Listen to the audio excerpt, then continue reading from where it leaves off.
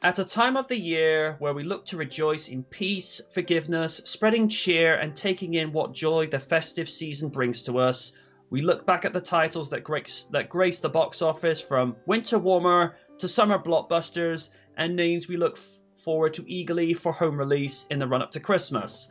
Ladies and gentlemen, this is the third annual Special Features End of Year Panel 2013. Hello everybody, I'm MJ Knight alongside my reliable partner in crime, the X24 Rider, and sir, long time no hear. How you doing, MJ? Good to talk again. Likewise. One of our returning panelists in making his third appearance on an end of year panel, but with a nice little name change, the Firebird Phoenix. Greetings, everyone. And another newcomer who has also his own established movie panel series on YouTube, Kaiju Noir. Hello, people of the internet. Okay, and we got 5 movies to talk about this evening, and as everyone knows the rules going into this, 2 minutes to say your piece, and keep it short and sweet. Up first, what the Americans got in late fall of 2012, but we didn't get till early winter 2013, the unexpected Disney hit Wreck-It Ralph. As I say, this to me was the unexpected hit that I did not foresee. Wonderfully written, story that struck a chord with gamers old and new alike, and a good ensemble cast of voices ranging from Sarah Silverman as the adorable Vanellope von Schweetz to John C. Reilly as the title character that you grew to like over the course of the movie.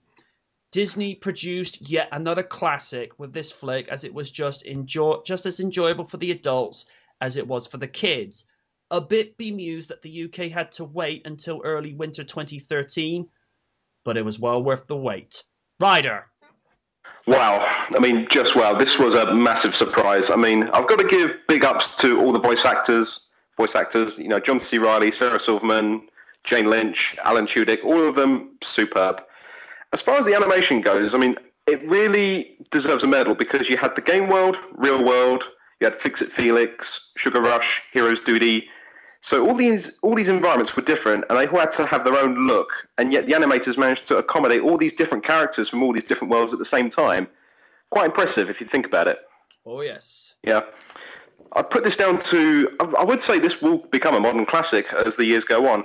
It provided, you know, some very great bits, some very sad bits, very funny bits, and to be brutally honest, I did get a bit teary in places.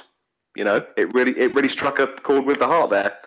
I'm guessing you lot know the spoiler with Turbotastic. To be brutally honest, I did not see that coming. That was a real shock. I was like, oh, what? Yeah. You know, I did not see that coming. That was a good twist, you know. Overall, a very fun movie, enjoyable for adults and kids alike, and it sits very proud on the Blu-ray shelf at the moment. It was a really good, solid animation movie. I can't knock it. Yeah.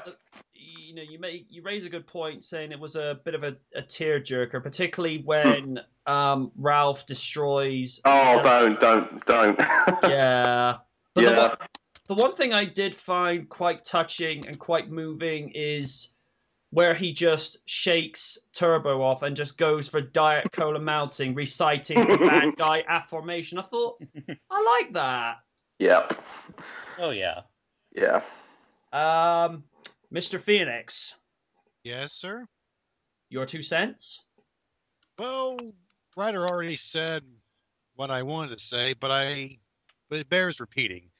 The twist, never saw it coming. I mean, when it was revealed that King Candy and Turbo were one and the same, I was like, oh, so that's why he didn't want Vanellope to win the race or cross the finish line. Because earlier it was said he really loved the spotlight, but it was taken away and became deranged. And yeah. As for the character Ralph, he's actually he's a relatable kind of guy. Yeah. I mean, he's one of those, he's just like you and me. We have daily routines. We just get tired of it. We want to do something else. But in the end, we just appreciate it for what it is. But of course, all he ever wanted was just to be appreciated for what he does. And the people in his game treat him like he's an actual villain when he's nothing more than a nice guy. Yeah. And of course, that bit where he wrecks that card, that was a Yeah, tearjerker. it was. But still, it was a huge surprise. I loved it when I saw it in theaters. It was hilarious. I mean, the jokes were funny. The story was great. The characters were great. And of course, how about them Sonic cameos? And according to, I forget who random said, Sonic was a character whose popularity is fading. No one cares about him. They showed this in a test screening segment at a convention. Soon as they heard and saw Roger Craig Smith as Sonic, that room was met with a deafening roar of approval. It's like, oh crap, he's actually in this! Like, yes. Yeah, like I was at Comic-Con last year, and I was at the Disney. Yeah, I was at the Disney panel where they showed that clip of Wreck-It Ralph, and yes, there was indeed a large applause when you saw Sonic's little cameo on that little screen. Hey, remember, if you die outside your game, you die in real life. Yeah, that whole entire that opening sequence was well, yeah, it was had a very incredible reception.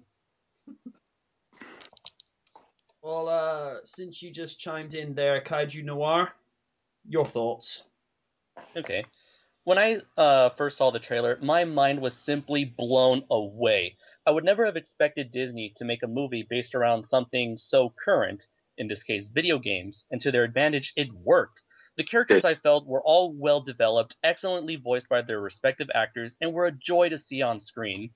Seeing the growing bond between the imposing yet misunderstood Ralph and the adorable and bratty Vanellope von Schweetz was incredibly touching, while the interactions between the charming and innocent Felix and the tough as nails Calhoun was simply hilarious. Oh, yes!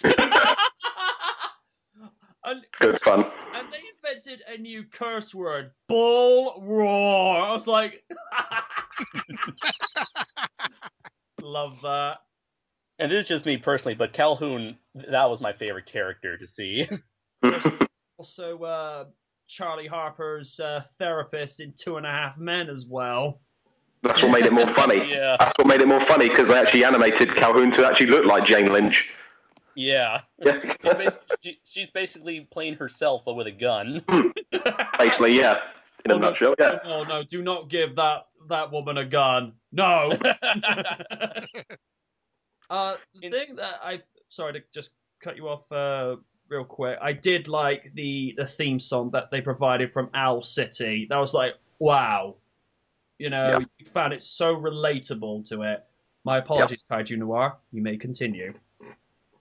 One of the biggest problems I had with the movie was that I felt like it didn't really explore the whole nature of jumping from game to game, because there are really only 3 video games that are explored in this movie. The Fix-It Felix Jr. game, Sugar Rush, which is the Mario Kart inspired arcade game. Yeah. And Hero's Duty, which is kind of like yes. Yeah, it's basically like a parody of those on-rail sci-fi shooter games that you would find in the arcade. Yeah. But throughout the movie, the majority of the film took place in the Sugar Rush game, and I would have liked to have seen more of the other arcade games, or at least show more of the Hero's Duty, considering how exhilarating that scene was with Wreck-It Ralph just running through all those the giant alien bugs and just just going crazy. And yeah. The thing that really got me was how much Alan Tudyk's vocal performance as King Candy sounded so much like the Mad Hatter from Alice in Wonderland and Batman the Animated Series. Oh my god, so much. Have some candy. Sorry to cut you guys off again. Sure. I think that was intentional. Probably was. Yeah, I mean, it is a Disney movie, and referencing a Disney character seems appropriate. Yeah. So overall, I love this movie, and I would highly recommend this film to both gamers and non-gamers alike who are ready for a fun, action-packed, and heartfelt adventure. Yeah. Indeed. Wow.